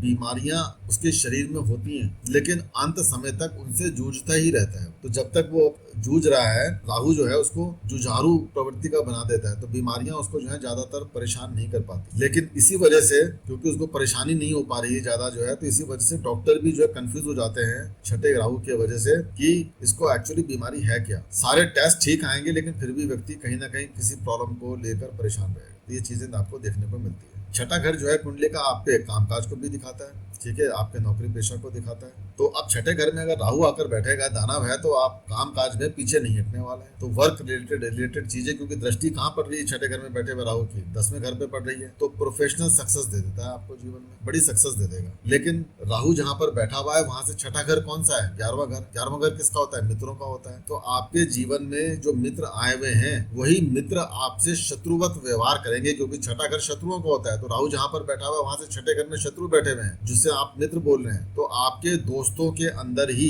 ऐसे लोग होंगे जो आपसे शत्रुता रखेंगे, जो आपके मित्र होते हुए भी शत्रुता रखेंगे। तो ऐसे लोगों के जो मित्र हैं उनको बहुत ध्यान से समझ के चलना चाहिए इंसान को, नहीं तो वो उसको बैक बाइटिंग कर जाएंगे। जब यहाँ पे राहु होगा तो केतु कहाँ मिलेगा? 12वें घर में मिलेगा। 12वां केतु तो मोक्ष प्रदाता होता है, तो स्पिरिचुअल ग्रोथ के लिए बहुत अच्छा है। आध्यात्मिक कुछ आपने ग्रोथ लेनी है तो छठा राहु आपको बहुत अच्छा है आपके लिए। व्यक्ति जो है अपने जीवन में कुछ ना कुछ आध्यात्मिक चीजें पढ़कर, स्टडी कर बहुत कुछ चीजें देखता है, सीखता है, अपने आप से सीखेगा, चाहे डिग्री हो या उसके पास ना हो। छठा घर क्योंकि बीमारी का है और राहु वहां पर बैठा हुआ है, तो राहु क्या करता है? अपने आप से चीजों को सीखता है। यानी कि व्यक्ति अपने आसपास वाले लोगों को कौन सी बीमारी हुई, कब हुई, ऐसे में किस डॉक्टर को दिखाया, क्या दवाई दी डॉक्टर ने, ये सारी चीजें वो सीख लेता है। और उसके बाद वो खुद वैद्य बन जाता है। वो खुद कहेगा मैं ही डॉक्टर हूँ। यानी कि कोई व्यक्ति बीमार पड़ेगा तो उसको तुरंत बोलेगा, कहने लगे तुम एक काम करो, इसके लिए ये वाली मेडिसिन ले लो, ये दवाई ले लो, तुम्हारे को ये प्रॉब्लम है, ये दिक्कत है। तो यानी कि राहु ने सब चीजें सीख ली छठे घर में बैठकर और खुद ही डॉक्टर बनने की कोशिश करता है। तो ऐसे में थोड़ा समझना चाहिए, क्योंकि ये जो है गलतियां भी कर देता है। तो ऐसे व्यक्ति को, क्योंकि यहाँ पे बैठे हुए राहु की जो दृष्टि पड़ती है दूसरे घर में पड़ती है, दूसरा घर आपका मुंह है, तो यहाँ पर और छठा घर किसका है, षड ऋपुओं का है। तो आपके अंदर ऐसा विकार आ सकता है कि ड्रग एडिक्ट बना देता है। जितने भी ड्रग एडिक्ट होते हैं, गलत दवाइयां खाने वाले होते हैं, तो वो सब जो है एडिक्शन जो है, सभी प्रकार की बुरी आदतें आपके छठे घर में बैठे हुए राहु के द्वारा आपको मिल सकती है। समझदारी यही है कि कोई भी दवाई खाइए तो डॉक्टर से सलाह मशवरा करके ही खानी चाहिए, नहीं तो ये राहु जो है आपको कष्ट दे सकता है। ऐसा व्यक्ति जो है, क्योंकि केतु 12वें घर में बैठा है, 12वां घर हॉस्पिटल का होता है, केतु आपको हॉस्पिटल से दूर रखने का काम करेगा। यानी कि आपको बीमारी है लेकिन आपको हॉस्पिटल में एडमिशन नहीं हो रही है, आपको अस्पताल जाने की जरूरत नहीं हो रही है। बीमार हैं आप लेकिन फिर भी अस्पताल नहीं जाने के। आप कहोगे कि मुझे तो पता है ना ये दवाई खाने से फायदा होता है, आप खुद खा लोगे दवाई। डॉक्टर से बहुत लास्ट स्टेज में आपकी बीमारी डायग्नोज हो पाएगी, तब आपका इलाज होगा। ज्यादातर केसेस में इलाज जो है लास्ट तक पहुंचते पहुंचते सक्सेसफुल नहीं होता है, खराब हो जाता है। ये जो है छठा राहु आपके लिए क्या किसी भी व्यक्ति के लिए अच्छा है, लेकिन कंडीशन मैंने बोली है कि अच्छे बुरे को समझने से पहले लगन का मित्र साथ में देख लिया कि आपका ये प्लैनेट कारक है या नहीं है, लग्नेश के साथ में मित्रता है या नहीं है, शत्रु ग्रहों के साथ में अफ्लिक्शन में है या नहीं है। ये चीजें भी देखनी आपके लिए बहुत ज्यादा जरूरी होती है। 7th हाउस की बात कर लेते हैं। अगर 7th हाउस में राहु पहुंच गया, केतु कहाँ बैठेगा, केतु आपके लगन में आ जाएगा, क्या करेगा। देखिए राहु 7th हाउस में पहुंचा है, तो 7th house is the house of relationship, आपका मैरिज, आपका बिजनेस पार्टनरशिप, इन सब का है। तो ये सारी चीजें आपके जीवन में बहुत इंपॉर्टेंट हो जाएंगी। आपके लिए आपकी पत्नी, आपकी रिलेशनशिप बहुत इंपॉर्टेंट है, आपके लिए आपकी पार्टनरशिप बहुत इंपॉर्टेंट हो जाएगी, आपके लिए मैरिज बहुत इंपॉर्टेंट हो जाएगी जीवन में। ये जो पार्टनर होगा और जो आपकी मैरिज होगी, ये जो है जनरली बहुत मैच्योर्ड होती है। तो यानी कि जो भी व्यक्ति आपके जीवन में आया है पार्टनर बन करके, वो आपसे ज्यादा मैच्योर्ड होगा। यानी कि ऐसे व्यक्ति की सलाह मानकर चलना आपके लिए अच्छा बोला गया है, क्योंकि जब केतु लगन में आकर बैठा हुआ है, लगन तो आपकी खुद की सेल्फ पर्सनैलिटी है और वहां पे हेडलेस प्लैनेट बैठा हुआ है जिसके पास में हेड ही नहीं है। तो आपके जो पार्टनर होंगे, दूसरे लोग होंगे, उन्हीं की सलाह के ऊपर अगर आप काम करते हैं तो जीवन में सफलता प्राप्त करते हैं। ऐसा व्यक्ति अगर अपने पत्नी की सुनकर चलता है, जो पत्नी कह रही है उसकी बात मानकर चलता है, या जो बिजनेस पार्टनर कह रहा है उसकी बात मानकर चलता है, तो उसको सफलता जरूर मिलती है। लेकिन अगर वो बात नहीं मानेगा तो उसको तकलीफ तो झेलनी निश्चित है। 7वां घर क्योंकि चौथे घर से चौथा है, प्लेजर हाउस है, कामा त्रिकोण है, 3, 7, 11 का, तो ये भी जो है जो हाउस है ये प्लेजर हाउस है। तो यहाँ पर क्या करेगा व्यक्ति, राहु यहाँ पर बैठकर क्या करेगा, प्लेजर ढूंढेगा ना। कौन सा प्लेजर ढूंढेगा, सेक्सुअल प्लेजर ढूंढेगा। तो व्यक्ति जो है अपने संबंधों में सेक्स के लिए आतुर देखा गया है। जो भी अपोजिट जेंडर लोग होते हैं, राहु उसमें अपने लिए प्लेजर ढूंढता है। अगर वो उसका बिजनेस पार्टनर बन के आया है, क्लाइंट बनकर आया है, या किसी भी तरीके का दूसरा व्यक्ति है, और अगर उसकी पत्नी भी होगी तो उसमें भी वो प्लेजर ढूंढने की कोशिश करता है। तो हर चीज उसको सुख चाहिए, भौतिक सुख चाहिए। तो ऐसे में राहु यहाँ पे कई बार रिलेशनशिप्स को खराब करने का काम कर जाता है, अफ्लिक्शन में आने की वजह से। तो ये चीज भी यहाँ पे देखनी बहुत ज्यादा जरूरी होती है। देखिए यहाँ पे जब केतु होगा पहले घर के अंदर और 7वें में राहु होगा, तो पहले घर को गवर्न कौन करेगा, चलाएगा कौन, 7वें घर में बैठा हुआ राहु। व्यक्ति में आपको ज्यादातर देखने को मिलेगा, अगर वो राहु पॉजिटिव चीज पे काम कर रहा है, यानी अगर पॉजिटिव प्रिंसिपल पे राहु काम कर रहा है तब की बात कह रहा हूँ। अगर नेगेटिव है राहु कुंडली के अंदर तब नहीं होगी ये बात। अगर वो राहु पॉजिटिव है तो व्यक्ति देखने में सुंदर होगा, चार्मिंग पर्सनैलिटी देखने को मिलेगी। राहु बहुत बड़ा डिप्लोमेट है, तो व्यक्ति जो है डिप्लोमेट भी होगा, बातों को घुमा फिरा कर कहने वाला होगा। और कई बार राहु अपना काम निकालने के लिए, मतलब निकालने के लिए बड़ा पोलाइट हो जाता है, व्यक्ति जो है बहुत मीठा मीठा बोलने लग जाता है। तो अगर व्यक्ति मीठा मीठा बोल रहा है, पोलाइट है, डिप्लोमेटिक है, देखने में बड़ा सुंदर लग रहा है, तो देखिएगा कुंडली में राहु उसके जो है 7वें घर में बैठा हुआ है। अब राहु जो है 7वें में अगर आया है, 7वां घर पार्टनर का है, ऐसे व्यक्ति को आप सलाह दे सकते हैं कि अगर आप कोई बिजनेस कर रहे हैं, कोई काम धंधा कर रहे हैं, तो अपने पार्टनर के साथ में मिलकर करिए। दूसरी बात है कि अपनी चलाने से बचिएगा और पार्टनर जो कह रहा है उसकी सुन के चलिएगा, आपका बिजनेस फेल नहीं होगा। यानी कि रिलेशनशिप को बैलेंस करके चलना यहाँ पे बहुत ज्यादा जरूरी होता है। अदरवाइज ये 7th राहु अगर अपने लोअर प्रिंसिपल पे काम करने पे आ गया तो रिलेशनशिप में ये व्यक्ति घमंडी होकर अपनी अपनी चलाएगा, दूसरे की सुनेगा नहीं, अपने पार्टनर को हमेशा प्रताड़ित करता रहेगा और अपनी कम्युनिकेशन के माध्यम से रिलेशनशिप को ब्रेक करा देगा। तो दोनों ही तरीके से आपको चीजों को देख के चलना पड़ता है। 7वें घर की हमने बात करी राहु की, अब हम बात कर लेते हैं कि 8वें घर के अंदर अगर राहु है तो क्या करेगा। 8वें घर में अगर राहु आ गया तो केतु कहाँ चला गया, दूसरे घर में चला गया। 8वां घर जो है पार्टनर की यानी दूसरे व्यक्ति की एसेट है, उसकी उसकी फाइनेंशियल ग्रोथ, उसकी वेल्थ है। तो ऐसा राहु जब यहाँ पहुंचेगा तो ये व्यक्ति दूसरे लोगों की फाइनेंशियल वेल्थ के ऊपर नजर रखेगा। जो इसकी पत्नी है, पत्नी का घर कौन सा, 7वां है, तो 7वें से दूसरा यानी कि 8वां घर आ गया। तो यानी कि पत्नी की जो संपत्ति है वो कहाँ पे है, 8वें घर में। तो ऐसा व्यक्ति अपने ससुराल से, इन लॉज से ज्यादा मदद लेने की कोशिश करेगा। यानी कि जितनी बड़ी बड़ी डॉवरीज मिलती है वो भी इस केस में देखी जाती है 8वें घर से। फाइनेंशियल हेल्थ इसको राहु अपने आप ही लेकर आ जाएगा कि हर व्यक्ति इसकी मदद के लिए तैयार खड़ा हुआ है, और ऐसे व्यक्ति के पास में जितना भी पैसा मिलता चला जाता है वो इसके भविष्य को, भाग्य को खराब करने का काम करता रहता है। ये व्यक्ति कभी भी थैंकफुल नहीं होगा दूसरे व्यक्ति के लिए। मान लीजिए ससुरालियों ने मदद कर दी, इन लॉज ने मदद कर दी, पत्नी ने मदद कर दी, अपने घर परिवार के सदस्यों ने मदद कर दी, बिजनेस पार्टनर ने मदद कर दी, जितने भी लोग इसके जीवन में फाइनेंशियल मदद करेंगे ये किसी को थैंक यू भी नहीं बोलेगा। ये कहता है उनकी तो जिम्मेदारी है, यानी कि वो सेट प्रिंसिपल को फॉलो नहीं करता, अपने ऊपर अपनी कोई जिम्मेदारी लेकर नहीं चलता ये राहु।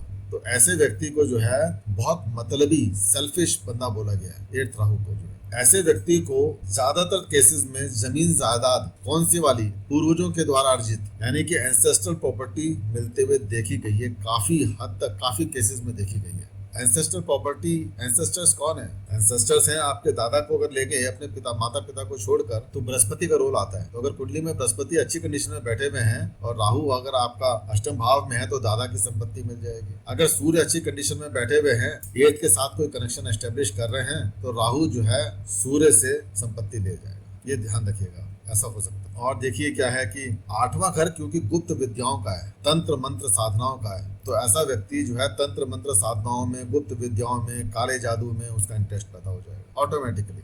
और अगर वो राहु अच्छा है उसके जीवन में तो बड़ी से बड़ी खोजें भी करवा सकता है, क्योंकि ये रिसर्च का हाउस है, आध्यात्मिक ज्ञान को भी प्राप्त करवा सकता है। तो किस तरह से राहु किस तरह से काम कर रहा है, यहाँ पे राहु की स्थिति को चेक करिए, इस तरह के रिजल्ट्स मिल सकते हैं उसको। ऐसे व्यक्ति के जीवन में जब भी ट्रांसफॉर्मेशन आएगा, क्योंकि 8th house is the house of transformation, बहुत बड़े बदलाव का है, तो जब भी ट्रांसफॉर्मेशन आएगा तो राहु उसको बहुत बड़ा कर देगा, यानी कि ट्रांसफॉर्मेशन बहुत जबरदस्त होगा। अगर राहु पॉजिटिव है तो व्यक्ति को रंक से राजा बना देगा, और अगर नकारात्मक है तो राजा से रंक बना देगा, उसको भिखारी बना देगा। तो यहाँ पे दोनों ही तरह की चीजों को आपको देख के चलना पड़ेगा। दोनों ही तरह के रिजल्ट्स राहु यहाँ पर बैठा हुआ देने में सक्षम है। यहाँ पे क्योंकि मृत्यु का घर है तो राहु खोजी है, तो व्यक्ति जो है अपने जीवन में रियलिटी ऑफ डेथ, मृत्यु को समझने की कोशिश जरूर करता है कि जन्म क्या है, मृत्यु क्या है, मैं क्यों आया, मैं कौन हूँ, इन चीजों के ऊपर वो जरूर सोचता है, जन्म और मृत्यु के बारे में सोचने लग जाता है। लेकिन क्योंकि राहु बैठा हुआ है, नकारात्मक विचार है, तो ऐसा व्यक्ति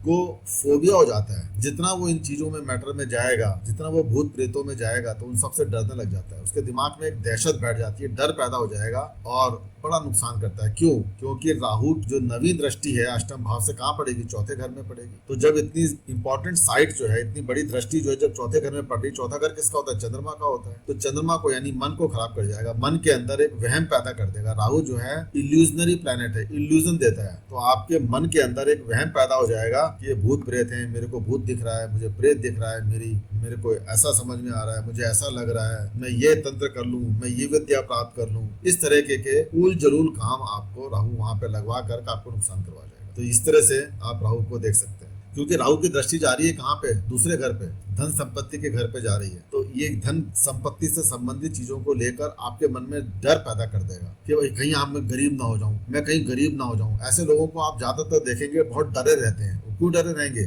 उनको डर इस बात का है कि मैं कहीं गरीब ना हो जाऊं। गरीब होने से, गरीबी से डर लग रहा है। गरीब नहीं है वो, लेकिन फिर भी डरेंगे। उनको केतु बैठा हुआ है तो फाइनेंशियल एक्यूमुलेशन नहीं होने देता कभी भी वेल्थ को। ऐसे व्यक्ति के पास में हमेशा पैसे की तंगी देखने को मिलती है, घर परिवार के। शारीरिक रूप से वीकनेस देखने को मिलती है, क्योंकि दूसरा घर किसका है, शरीर को, हमारी स्वास्थ्य को दिखाता है, अचीवमेंट को दिखाता है, रिसोर्सेज है हमारे शरीर के। और जब केतु वहां पर बैठा हुआ है तो ऑब्वियसली शरीर कमजोर हो गया, तो वीकनेस, फिजिकल वीकनेस देखने को मिलती है। राहु यहाँ पर बैठा हुआ है, केतु की दृष्टि 8वें घर पे आ रही है तो एक्सीडेंट्स भी लगती हैं, चोट-फाट दुर्घटनाएं भी आकस्मिक रूप से जीवन में आ जाती हैं। हमेशा ये देखा गया है कि राहु जो है अगर अष्टम में बैठा हुआ है तो व्यक्ति जो है बहुत बार इन लॉज के घर में ही रहना पसंद करने लग जाता है। ऐसे लोगों को बोलते हैं कि घर जवाई बन जाना। तो घर जवाई बनते हुए भी 8वें राहु से आपको देखे जाता है, क्योंकि उसको दूसरे की संपत्ति पे अधिकार करना है, दूसरे की संपत्ति का सुख देखना है उसको, तो उसका दिमाग वहीं पे लगता है सारे समय। चलिए आगे चलते हैं, 9th हाउस पे आते हैं।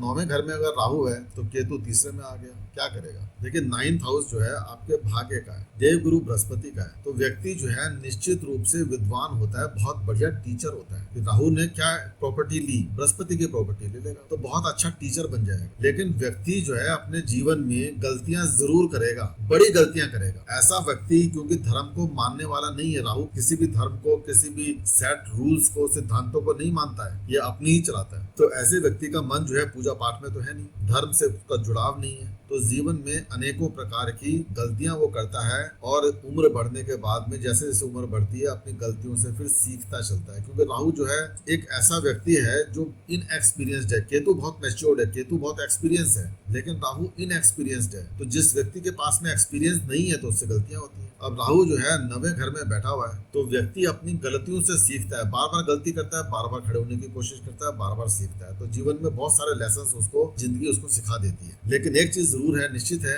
कि व्यक्ति जो है बहुत बड़ा टीचर है, बहुत बड़ा कंसल्टेंट बनता है। ऐसे व्यक्ति के पास में अगर राहु 9th में है तो आप उसको टीचर बनने की सलाह दीजिए, आप उसको यूनिवर्सिटी का प्रोफेसर बनने की सलाह दीजिए। क्योंकि राहु क्योंकि ब्रेन को कंट्रोल करता है, हमारे 5 इंद्रियों को कंट्रोल करता है। ऐसा व्यक्ति चाहे किताब पढ़े या ना पढ़े, लेकिन वो जो कुछ भी बोलेगा, जो कुछ भी कम्युनिकेट करेगा, वो बहुत ही ग्रेट, बहुत अच्छी तरीके से कम्युनिकेट करेगा। उसके पास में दिमाग के अंदर पता नहीं कहाँ से आइडियाज आएंगे, अचानक से आइडियाज आएंगे और वो बहुत पॉपुलर हो जाएगा, बहुत नेम फेम रिकॉग्निशन उसको प्राप्त हो जाएगी। क्योंकि राहु की 9th राहु की 5वीं दृष्टि कहाँ पड़ रही है? आपके लगन पे पड़ रही है। और 9वीं दृष्टि कहाँ पे पड़ रही है? कुंडली के 5म भाव पे पड़ रही है, जो कि आपकी क्रिएटिविटी का भाव है। तो आपके अंदर जबरदस्त क्रिएटिविटी देखने को मिलेगी अपने पढ़ाई में, जो आप टीचिंग कर रहे हैं उसमें आप एक कुछ क्रिएटिविटी यूज करेंगे और वो क्रिएटिविटी इतनी अच्छी होगी कि आप सिर्फ बोल रहे हैं फिर भी लोग आपको सब समझ रहे हैं, अप्रिशिएट करेंगे, कहने लगे भैया ये तो बहुत अच्छा पढ़ाते हैं। ये जो है 9th राहु की प्रॉपर्टी है। लेकिन ये व्यक्ति क्योंकि धर्म का डिसरिगार्ड कर रहा है, रिलीजन का, अध्यात्म का डिसरिगार्ड कर रहा है, डिसरेस्पेक्ट कर रहा है, तो ऐसे व्यक्ति के कुंडली में बृहस्पति का खराब होना निश्चित है। क्योंकि राहु की 9वीं दृष्टि कहाँ जा रही है? 5म भाव पे जा रही है। अगर कुंडली में सूर्य भी कहीं ना कहीं एफ्लिक्शन में है, राहु के, केतु के या शनि के माध्यम से भी, तो आप ही देखेंगे, क्या बोलेंगे इसको, ये भी पितृदोष का निर्माण करता है। 9वें घर में बैठा हुआ राहु भी पितृदोष का निर्माण कर जाता है। यहाँ तक कि फैमिली हाउस में बैठा हुआ राहु, शास्त्र ये कहते हैं हमारे कि दूसरे घर में बैठा हुआ राहु भी पितृदोष का निर्माण करता है। लेकिन मैंने ये देखा है कि पितृदोष का निर्माण अगर कर रहा है दूसरे घर का राहु, तो सूर्य का एफ्लिक्शन में होना भी कंपलसरी होता है। अगर दोनों चीजें बनती हैं तभी उसको नेगेटिव रिजल्ट्स मिलते हैं, नहीं तो सेकंड राहु फिर भी कुछ ना कुछ रिजल्ट दे जाता है आपको। क्योंकि ये व्यक्ति धर्म को नहीं मानता है, 9वें घर का राहु वाला व्यक्ति, तो जीवन में जो संपन्नता है, ग्रोथ है, प्रॉस्पेरिटी है, बृहस्पति के माध्यम से मिलने वाली, वो रुक जाती है। क्योंकि राहु जो है गंदगी है। अब भाग्य की नाली में बैठा हुआ, भाग्य एक स्थान 9th है, अब भाग्य की नाली में बैठा हुआ राहु वो गंदगी है जो उस नाली को चोक कर देगी, यानी कि भाग्य के बहाव को चोक कर देगी, बंद कर देगी, रोक देगी। तो ऐसा व्यक्ति को जीवन में धर्म को पालन ना कर पाने के वजह से उसके भाग्य का सहारा उसको नहीं मिल पाता। इतनी अच्छी क्रिएटिविटी होने के बावजूद भी वो भाग्य से जो मदद मिलनी चाहिए थी नहीं मिल पाती, और अल्टीमेटली व्यक्ति परेशान होकर के काफी कष्ट झेलता है अपने घर परिवार को लेकर के, अपने कामकाज को लेकर के, और यहाँ तक कि अपने धन संपत्ति को लेकर भी उसको बड़े कष्ट देखने पड़ते हैं। 9वें घर में बैठे हुए राहु का और केतु, राहु केतु एक्सिस 3-9 की जो एक्सिस बनी है, यहाँ पे जो कुंडली का जो मध्य पॉइंट है, मिड पॉइंट, वो कौन सा है? 6ठा और 12वां घर हो गया। तो यानी कि 6 और 12 एक्सिस भी आपकी एक्टिव हो गई। तो जीवन में कोर्ट केस, कचहरी, मुकदमे और लोन्स, ये बहुत सारे बढ़ जाएंगे आपके पास। व्यक्ति काफी सारे लोन ले लेगा और उससे वो लोन पे नहीं हो पाते, क्योंकि कामकाज ठीक नहीं चल पाता। कामकाज से मिलने वाली आमदनी, ग्रोथ इतनी अच्छी नहीं होती, क्योंकि बृहस्पति एफ्लिक्शन में चले गए, खराब हो गए राहु के 9th घर में बैठने की वजह से। तो उसको भाग्य का सहारा ना मिल पाने की वजह से वो अपने कर्जों को उतार नहीं पाता और जीवन जो है बहुत कष्ट में हो जाता है।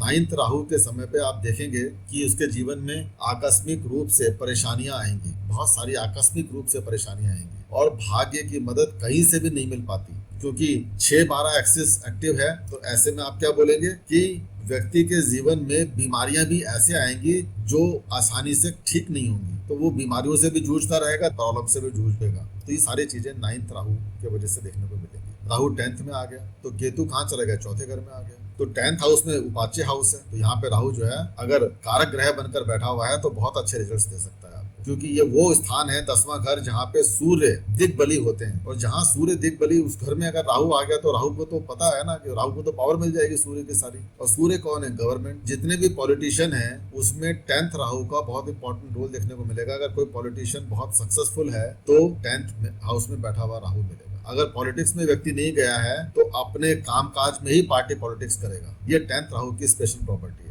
जब 10वें घर में राहु मिलेगा तो सारी जिंदगी का फोकस कहाँ हो गया? कामकाज पे हो गया, वर्क एरिया में हो गया, प्रोफेशनल लाइफ में हो गया। ऐसे व्यक्ति जो है अपने घर के लिए चिंतित ही नहीं होता, क्योंकि वहाँ केतु बैठा हुआ है। ऐसा व्यक्ति घर में कूड़ा पड़ा है, घर में कुछ परेशानी आ रही है, घर में कोई काम है, उसको मतलब ही नहीं है, लेना देना नहीं है। घर का कोई दूसरा व्यक्ति करेगा, उसको घर के सुखों से कुछ लेना देना नहीं। घर के बीवी कहेगी कि उसकी जो है पत्नी कहेगी, कहने का कि शाम को जल्दी आ जाइएगा घर, हमें जो है कहीं बाहर जाना है या हमें मार्केट जाना है, हमें कुछ घर के लिए सामान खरीद के लेके आना है, वो कभी भी इंटरेस्ट नहीं करेगा उसमें। उसका दिमाग कहाँ रहेगा? सारे समय उसका दिमाग रहेगा कामकाज में, कैसे अपनी अचीवमेंट करी जाए, कैसे ज्यादा पैसा कमाया जाए, कैसे बड़ी पोजीशन हासिल करी जाए, वो सब उसका दिमाग वहाँ पे हमेशा लगा रहेगा। तो जो होम लाइफ होती है वो हमेशा सेक्रीफाइस हो जाती है 10th राहु की वजह से, लेकिन जो प्रोफेशनल लाइफ है वहाँ पे रिकॉग्निशन मिल जाती है उस व्यक्ति। ऐसा व्यक्ति जिसके कुंडली में 10वें घर में राहु बैठा हुआ है वो अपने पिता के ज्यादा क्लोज होगा, ज्यादा नजदीक होगा, और बनिस्बत माता के। तो माता के साथ में दूरी जरूर हो सकती है, क्योंकि केतु हो गया। केतु जो है किसको? माँ को ग्रहण लगाने का काम करता है। तो ऐसा व्यक्ति माँ के लिए अच्छा नहीं माना गया है। चौथे भाव में केतु होगा तो माँ को कष्ट होगा, माँ को बीमारी होगी, परेशानी होगी, धन संबंधी दिक्कतें आएंगी और मन में चिंताएं बनी रहती है हमेशा। और क्योंकि चौथा घर जो है, जैसे मैंने पहले बताया था आपको कि ये जीवन का पूर्वार्ध है, और वहां पे अगर केतु बैठा हुआ है तो जीवन का पूर्वार्ध जो है ऐसे व्यक्ति का बड़ा कष्ट में गुजरता है। तो बचपन बड़ा कष्ट में गुजरता है, लेकिन जैसे जैसे व्यक्ति ग्रो करता है, बड़ा होता है, तो जो बाद का हिस्सा है यानी कि आधी लाइफ जो है जीवन की, तो वो जो है बहुत अच्छी गुजर जाती है। तो राहु क्योंकि एक्सपेंशन का प्लैनेट है, तो देखते हैं कि जीवन का बुढ़ापा, ऐसे व्यक्ति का बुढ़ापा ठीक ठाक गुजर जाता है। लेकिन अगर केतु 7वें घर से लेके 12वें घरों के बीच में कहीं बैठा हुआ है तो बुढ़ापा जो है थोड़ा कष्ट में हो जाता है, यानी कि बाद वाली जिंदगी शुरुआती जिंदगी से खराब गुजरती, ज्यादा अच्छी नहीं गुजरती। तो अगर व्यक्ति ने 80 साल की जिंदगी जी, केतु अगर 7वें घर से 12वें घर के बीच में बैठा हुआ है, तो बाद के जो 40 साल होंगे वो कष्ट में जरूर गुजरेंगे, खासतौर पे तब जब केतु मैच्योर होता है। केतु कब मैच्योर होता है? 48 साल की उम्र में, तो यानी कि 48 ईयर्स की एज के बाद में इंसान को लगता है कि जिंदगी हमने जो जीनी थी जी ली, अब तो वो सुख नहीं हमको प्राप्त हो पा रहे, अब हमको दिक्कत हो रही है, ये चीजें होती है। लेकिन राहु जो है जब 10th में आया है तो बाद वाला जीवन भी सुधार देता है, आपके पास में बहुत रुपए पैसा इकट्ठा करा देगा, मान सम्मान प्रतिष्ठा दिलवा देता है, और व्यक्ति अपने बॉस से एक लेवल ऊपर जाकर काम करता है। राहु जो है अगर 10th में है तो व्यक्ति अपने बॉस को बॉस ही नहीं समझता, वो कहेगा ये बॉस को कुछ नहीं पता, वो बॉस के ऊपर वाले लेवल पे काम करेगा या उसके भी बॉस से संबंध बना के रखेगा अपने काम को। तो बॉस जो है हमेशा थ्रेटन फील करता है, उसको कष्ट होता रहता है इस 10th राहु वाले व्यक्ति से। देखिए, अगर 10वें घर में बैठा हुआ राहु लग्नेश का मित्र नहीं है, कारक ग्रह नहीं है, मान लीजिए सूर्य का लगन है, जैसे मैंने बताया चंद्रमा का लगन है, और राहु अगर 10वें घर में बैठा हुआ है, और मान लीजिए शनि के या मंगल के या किसी पापी ग्रह के साथ में बैठा हुआ है, तो ये राहु आपको जीवन में अवनति जरूर दिखाएगा, आपको डाउनफॉल जरूर दिखाएगा। ये भी ध्यान रखिए कि जो प्लैनेट आपको आसमान दिखा सकता है वही प्लैनेट आपको जमीन भी दिखाता है, ये ध्यान रखिएगा। अब हम एक और बात कर लेते हैं कि अगर राहु आपके 11वें घर में, 11th हाउस में, ये भी उपाच्य हाउस है और सबसे हाईएस्ट उपाच्य हाउस है, तो कहना ही क्या। 11th हाउस में बैठा हुआ राहु जबरदस्त रिजल्ट्स दे सकता है। अब राहु का फोकस कहाँ है? राहु तो फोकस है ना, तो जीवन का फोकस कहाँ चला गया? 11वां घर यार दोस्तों का है, मित्रों का है, तो यहाँ पर बैठा हुआ राहु इतने सारे यार दोस्त, सारे समय उसका जीवन कहाँ है? ये कहाँ है आप जो है, मैं तो इस दोस्त के साथ में हूँ, आज उसके साथ में हूँ, आज उसके साथ में हूँ, बहुत सारे दोस्ती करवा देगा। इतने सारे दोस्त कराएंगे जिसमें कई सारे प्रतिभावान लोग भी होंगे, कुछ गलत तरीके के भी लोग होंगे, लेकिन गलत है या सही ये कौन डिसाइड करेगा? ये डिसाइड करेगा कि राहु किस राशि में जाकर बैठा हुआ है, वो उसकी मित्र राशि है या शत्रु राशि है। राहु शत्रु से या पापी ग्रह से दृष्ट हो रहा है या नहीं हो रहा है। अगर राहु यहाँ पे अफ्लिक्शन में है, खराब स्थिति में है, तो फ्रेंडशिप जो है, जो मित्रता कराएगा, गलत लोगों से करा देगा। लेकिन अगर यहाँ पे अच्छी स्थिति में राहु है तो जो यार दोस्त होंगे वो बड़े बड़े चीफ मिनिस्टर होगा, कभी मंत्री होगा, कभी संतरी होगा, कभी IAS ऑफिसर्स होंगे, उच्च अधिकारीगण होंगे गवर्नमेंट के, इस तरह के लोगों से, हाई प्रोफाइल लोगों के साथ में मित्रता करा देगा। और ये लोग जो है उसके जीवन में, क्योंकि ये फुलफिलमेंट ऑफ डिजायर का हाउस है, ये लोग ऐसे व्यक्ति के जीवन में मदद भी लेकर आ जाते हैं। ऑटोमेटिकली बोलेंगे, कहने लगे अच्छा आपको ये मदद चाहिए। अभी आपने बहुत सारे लोगों को देखा होगा कि गलत तरीके के लोग हैं और पुलिस उनको पकड़ लेती है और वो इंस्पेक्टर को बोलेगा, कहने लगे कि अच्छा जरा फोन दो 1 मिनट के लिए, जरा बात करनी है मुझे। और वो फोन मिलाएगा और उससे बड़े अधिकारी से बात करेगा, कहेगा देखो तुम्हारा आदमी देखो मुझे अरेस्ट कर रहा है, और राहु उसको वहां से छुड़वा देगा। यानी कि बड़ा अधिकारी जो है तुरंत बोलेगा, कहने लगे नहीं इनको छोड़ दो, कोई दिक्कत नहीं है। तो ये जो दोस्ती है वो दोस्ती जो है बड़े अधिकारियों के साथ में हुई। और राहु क्या है, कानून को मानता नहीं है। तो ये जो काम किया गया, कृत्य किया गया, ये कानून के अगेंस्ट में किया गया। और क्योंकि 11वां घर फुलफिलमेंट ऑफ डिजायर का है, तो यहाँ पे इच्छा पूरी कर दी। उसकी इच्छा क्या थी उसकी पूरी करने की, कि इसको यहाँ से छूट जाए, उसके ऊपर कोई केस ना हो और पुलिस स्टेशन से वो बाहर वापस आ जाए, ये इच्छा थी। तो इस तरह का राहु जो है 11th राहु इस तरह के सारे कार्य कराने में सक्षम है। जीवन में जितनी भी इच्छाएं तीसरे घर में पैदा हुई थी उसकी फुलफिलमेंट हो रही है 11वें घर में। तो 11वें घर का राहु जो है लाइफ में जितनी भी इच्छाएं कोई व्यक्ति करता है उसको तुरंत पूरा करने का काम करता है। साथ ही साथ जैसे ही वो इच्छा पूरी होगी, राहु सेटिस्फाई तो कभी होता नहीं, तो व्यक्ति हमेशा जो है इच्छा पूरी होने के बाद में भी कहता रहेगा, अरे मैंने तो ये सोचा था इसमें मुझे इतना मिला, ये तो मुझे मिला ही नहीं, ये तो मुझे मिला ही नहीं। यानी कि हमेशा उसको कमी देखने को मिलती है। वो हमेशा जो है अपने इच्छाओं को लेकर लालायित रहता है और कोशिश करता रहता है कि जीवन में इच्छा मेरी कब पूरी होगी, जबकि उसकी सारी इच्छा पूरी होती जा रही है, लेकिन फिर भी उसको जीवन में ये लगता रहेगा कि उसकी कोई डिजायर फुलफिलमेंट नहीं हो रही है। ये चीजें जो है आपको देखने को मिलेगी। लेकिन अगर यहाँ पे राहु जो है कुंभ राशि में ही बैठा हुआ है, यानी मेष लगन की कुंडली है, लेकिन शनि के घर में आकर बैठा हुआ है, यानी कि एक्वेरियस साइन में, शनि को तो साथ में मित्रता है राहु की। मंगल के लग्नेश की कुंडली में, यानी मंगल के कुंडली में भी यहाँ पर बैठा हुआ जो राहु है आपको काफी हद तक एक ऐसा चरित्र दे देता है जो कि मददगार होता है। इसे बोलते हैं ह्यूमैनिटेरियन नेचर। तो ऐसा व्यक्ति सामाजिक रूप से काफी सोशल हो जाता है और कई सारी लोगों के लिए उनकी प्रॉब्लम्स को सॉल्व करने का काम भी कर जाता है, क्योंकि मंगल जो है एनर्जी है, ऊर्जा है। तो राहु जो है मंगल की वो ऊर्जा जो है, जो एनर्जी है, अब वो सामाजिक और सोशल लोगों में खर्च करने लग जाता है। यानी कि ऐसे व्यक्ति अपने यार दोस्तों के लिए, उनको जो भी जरूरत पड़ रही है, कोई गरीब है दोस्त जो है उसको जरूरत पड़ रही है, कोई मदद चाहिए, उसको तुरंत पहुंच जाएगा, अपने सारे काम काज छोड़ करके वहां मदद के लिए पहुंच जाएगा, क्योंकि ह्यूमैनिटेरियन नेचर बन जाती है। और ये ह्यूमैनिटेरियन नेचर जो है कुंभ राशि की प्रधान नेचर है, तो राहु उसकी वो नेचर ले लेता है। और दूसरी बात है कि जो ज्यादातर प्रॉब्लम यहाँ पे नजर आती हैं 11वें घर में बैठे हुए राहु से, वो ज्यादातर प्रॉब्लम्स होती हैं रिलेशनशिप्स को लेकर, संबंधों को लेकर। यहाँ पर बैठा हुआ राहु की जो 9th दृष्टि है कहाँ पड़ती है, 7th हाउस पे पड़ती है, रिलेशनशिप का हाउस है। तो यहाँ पे सारी समस्या ही रिलेशनशिप को लेकर है। तो व्यक्ति के जीवन में प्रॉब्लम आ रही है, क्यों? लव रोमांस को लेकर आ रही है। लव रोमांस कौन सा है? 11वें घर की जो है, जब राहु होगा तो केतु कहाँ बैठेगा? 5वें घर में। तो लव रोमांस को लेकर दिक्कत आ रही है, वो भी रिलेशन है। 7वें घर पे दृष्टि पहुंच रही है, तो यानी कि पत्नी के साथ में संबंधों को लेकर दिक्कत आ रही है। जो दृष्टि यहाँ पर पहुंच रही है वो बिजनेस पार्टनर के ऊपर जा रही है, तो बिजनेस पार्टनर के साथ में रिलेशनशिप्स को लेकर दिक्कत आ रही है। और 5वें घर पे दृष्टि जा रही है, तो वहाँ पे बच्चों को लेकर दिक्कत आ रही है, यानी कि संतान प्राप्ति को लेकर दिक्कत आ रही है। तो ये चीजें जो हैं, जो डिफिकल्टीज हैं, ये भी आपको 11वें राहु में देखने को मिलेंगे। लेकिन मेटेरियलिस्टिक प्लेजर, जितने भौतिक सुख चाहिए वो सारे के सारे छप्पर फाड़ के दे देगा राहु। लेकिन जितने भी नॉन मेटेरियलिस्टिक प्लेजर्स हैं, संबंधों से मिलने वाला सुख है, वो नहीं देगा। ऐसे व्यक्ति में ईर्ष्या बहुत जल्दी आती है। अगर 11th राहु है तो व्यक्ति जो है दूसरे से ईर्ष्या करने लग जाता है। वो कहता है कि देखो उसके पास तो 1000 करोड़ है, मेरे पास तो 100 करोड़ ही है खाली। तो उसके 1000 करोड़ से ईर्ष्या करेगा, ना कि अपने 100 करोड़ के ऊपर वो खुशी प्राप्त करेगा। उससे 100 करोड़ से खुशी नहीं है, दूसरे के पास 1000 क्यों है, इससे उसको दुख हो रहा है। तो ये 11th राहु की प्रॉपर्टी है।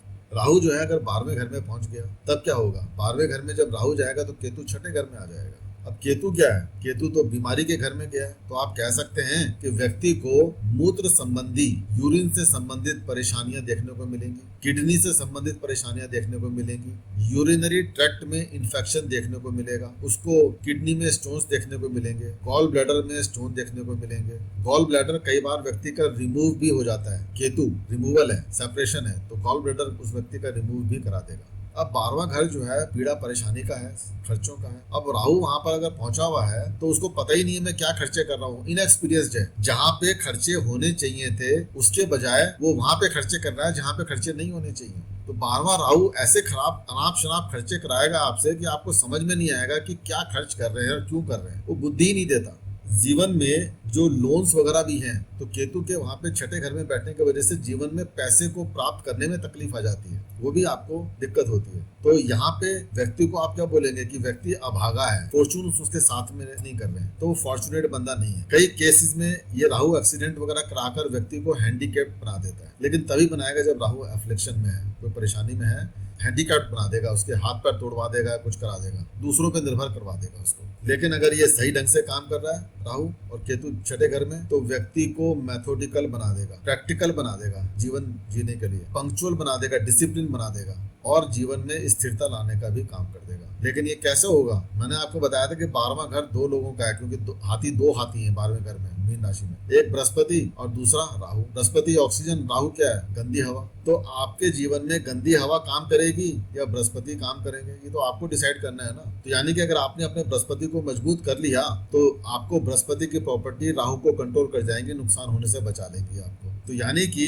12वें घर में राहु को कंट्रोल करने का सबसे बेस्ट साधन किसके पास है? बृहस्पति के पास और मंगल के पास है। मैंने बताया था मंगल महावत है, महावत अगर हाथी पे बैठा है तो हाथी को कंट्रोल कर लेगा। तो आप अपने मंगल को कंट्रोल में रखिए, ठीक रखिए, अपने बृहस्पति को अच्छा रखिए, यानी धर्म का पालन करते रहिए, तो राहु यहाँ पे कंट्रोल रहेगा, कोई दिक्कत नहीं होगी। नहीं तो ये बैठा हुआ राहु आपको बड़ी सारी परेशानियां दे सकता है, ठीक है। और कई बार ऐसा भी देखा गया क्योंकि 12वां घर आपके सिर का पिछला हिस्सा है, यानी कि back side of your brain. Back side of brain क्या बोलते हैं? सब कॉन्शियस ब्रेन है। तो सब कॉन्शियस ब्रेन में अगर राहु आकर बैठा हुआ है तो उसको अफ्लिक्शन में डाल देगा। तो जितने भी लोग आपको देखते हैं जिनको सिजोफ्रेनिया की बीमारी है, अनाप शनाप जिनको दौरे पड़ते हैं, मिर्गी के दौरे पड़ रहे हैं, किसी को भूत प्रेत नजर आ रहे हैं, कोई पागल हो रहा है, जितने पागलपन देखते हैं वो सब 12th राहु की वजह से दिखते हैं। जितनी भी डाइजेस्टिव प्रॉब्लम्स आ रही हैं वो भी 12th राहु की वजह से आ जाती है। हमारे शरीर के अंदर जो ब्लड के सर्कुलेशन से रिलेटेड प्रॉब्लम आती है, जिसे बोलते हैं हम सर्कुलेटरी सिस्टम, तो सर्कुलेटरी सिस्टम में भी प्रॉब्लम दे जाता है। जब ब्लड का प्रभाव हमारे शरीर में सही ढंग से नहीं होता तो हमारी जो नर्व्स हैं ब्रेन की, वो डैमेज होने लग जाती हैं और ऐसे व्यक्ति को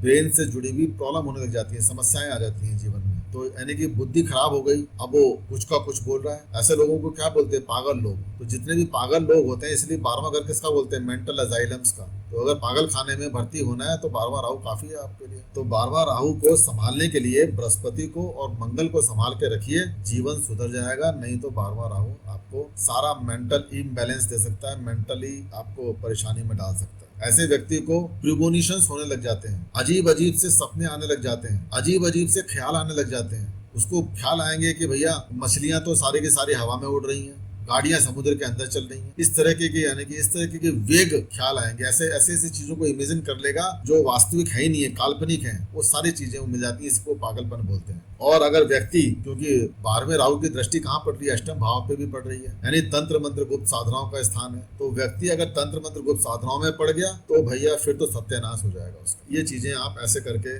मानकर चल सकते हैं। तो आज मैंने आपके 1 से लेकर 12 घर तक जो है राहु केतु की जर्नी आपसे डिस्कस करी। तो आज तो मैं इतना ही आपको यहाँ तक बताकर अपनी वाणी को विराम देता हूँ और आपके जो क्वेश्चंस हैं उसको ले लेते हैं। क्या समझ में आया, क्या नहीं रहा, इसको बात कर लेते हैं।